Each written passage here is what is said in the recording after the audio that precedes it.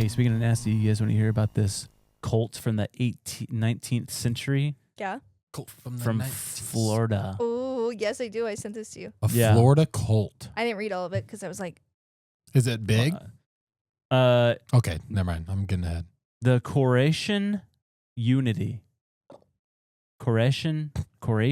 it's Koresh, Koreshan. which is weird because David Koresh. That's David Grush. Koresh. Is it Grush or Koresh? Correct. What is it? I thought it was Grush. What are you talking about? What are you talking about? David Koresh from Texas. What is it? What do we? What I don't know. I'm so lost. The cult in Texas from the Seventh-day Adventist cult. Oh, I don't know who that is. Waco. Oh, got it. Continue, Josh. So Let's start from the very beginning. Koresh? Yeah. The Koreshan Unity. What is that? Okay, so this dude, Cyrus Teed, he was from Chicago, I believe. Pope. But he was this inventor dude. I don't know how successful he was or how good he was at stuff, but he loved making inventions and messing with electricity. And this was in the late 1800s or mid 1800s. And he was electrocuted really bad one time by one of his inventions. Oh, no. And when this happened, he said that he had a vision.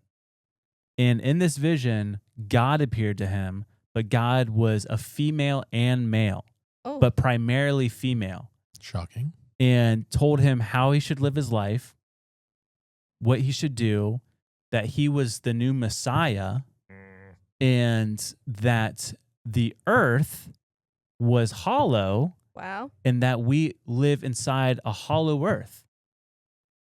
And then he woke up, started his movement. He wanted to be called Koresh, which is Hebrew for Cyrus.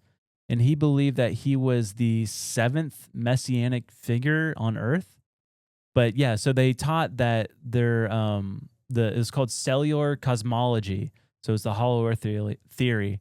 The Koreans believed the earth is hollow and we live inside a concave sphere. The sun, moon, and stars and other celestial bodies all are contained within this hollow sphere, floating in the center. So they think that what we see, the sun, moon, and stars, that's just like it's inside a sphere already. So, I mean, like flat earth thing. Totally. These flat earthers would have absolutely joined this cult. Would have ate this up. For sure. But in 1894, he moved to Estero, Florida, which is not super far from here. Mm. And he basically just started building this compound with primarily women. And he had this lady join him. And so he represented the sun in this cult. This lady that joined him represented the moon. And then they appointed 7 females that represented the planets as the leaders of the compound. And so it was a very woman-forward cult. Got it. But their beliefs were that he was the Messiah, that everyone needs to practice celibacy, and to be celibate would basically earn you eternity. Yeah. And so it was just super bizarre, but they were incredibly, like, not kooky. I mean, they were obviously kooky. Yeah. But, like, they were, like, very tamed and, like, really loved and respected within the community. Yeah. So it wasn't those normal cult vibes. Yeah. But, like, in their little town in Estero, Florida, they built a printing press, general store, concrete works, sawmill, boat works. They built a theater for people all around to come visit. It's awesome. And they built one of the first power plants in this part of Florida. Wow. Yeah. See, cults, this is how you do it. Come on. What I thought was interesting was that Henry Ford and Thomas Edison, they had like their summer homes in Florida, like 15 minutes away from Estero. And apparently, Henry Ford and Thomas Edison would go and visit with this cult quite often. They found it interesting. Yeah. There's literally a fly just stepping on the headphones. Dang. But yeah, this dude, he let me send you this picture. This was actually a pretty dope picture.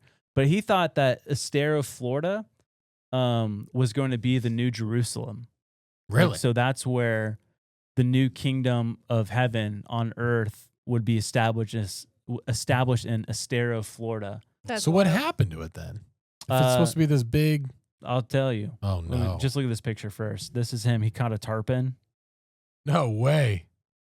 Golly. That's him? Yeah.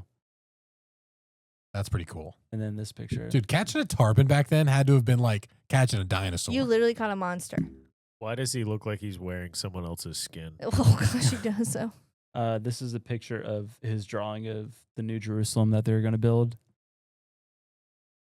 But apparently, Wowza. yeah, so they built all this stuff and they had around like 200 something people.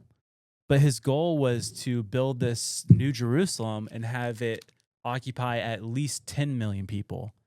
So pretty high standards there, whatever.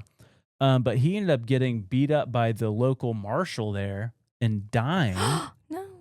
And his followers went and laid him in the bathtub, like not with bathwater in it, but just like laid him there Yeah. because they said he will rise from the dead in 3 days because that's what he told us. Oh, jeez. And they left him in there for way too long and he never came back. Yeah. Oh.